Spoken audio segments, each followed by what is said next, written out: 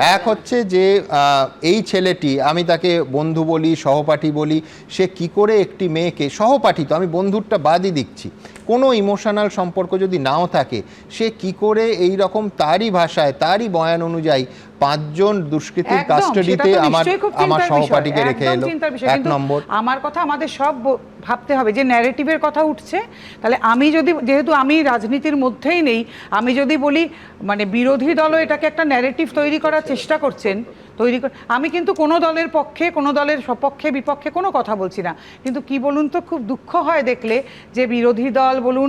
শাসক দল বলুন, সবাই কোথাও একটা ধর্ষণের সম্ভাবনা বা গন্ধ পেলেই যে একটা ন্যারেটিভ তৈরি করে ধর্ষণের রাজনীতিতে নেমে পড়েন, তাতে কিন্তু বহু ছেলে বা বহু মেয়েরও জীবন নষ্ট হয়ে যায়। আমি শুধু এখানে যোগ করব, যেটা হচ্ছে এই বয়ান অনুযায়ী আমি যদি যাই, এটা কিন্তু 164 নয়, কোনো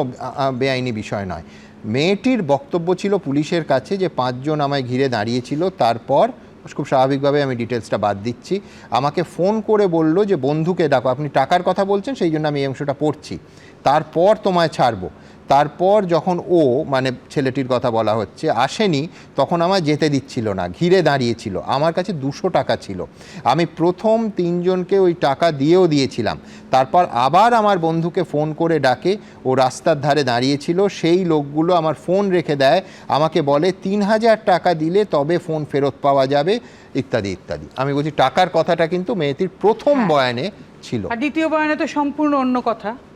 যেই তার বন্ধু তাকে ধর্ষণ হোক, শ্লীলতাহানি হোক, কিছু একটা করেছে, বন্ধুর সঙ্গে জঙ্গলে গিয়েছিল। তো আমার কথা, এই ব্যাপারটা নিয়ে কিন্তু অত্যন্ত তদন্ত করা দরকার, এবং এই ছেলেটি তাতে কতখানি ইনভলভড সেটা কিন্তু আমাদের সবার দেখা উচিত। আমার মনে হয় একটি অল্প বয়সী ছেলে এবং মেয়ে দুজনেই এটায় যুক্ত, তাদের ভবিষ্যৎ যাতে নষ্ট না হয় সেই নিয়ে আমার মনে হয় আমাদের রাজনীতি বোধহয় না করাই উচিত।